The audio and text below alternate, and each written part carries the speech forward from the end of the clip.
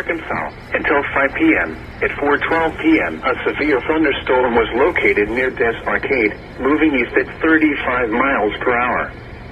Hazard, 60 miles per hour wind gusts and quarter-size hail. Source, radar indicated.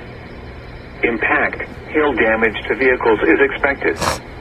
Expect wind damage to roofs, siding, and trees.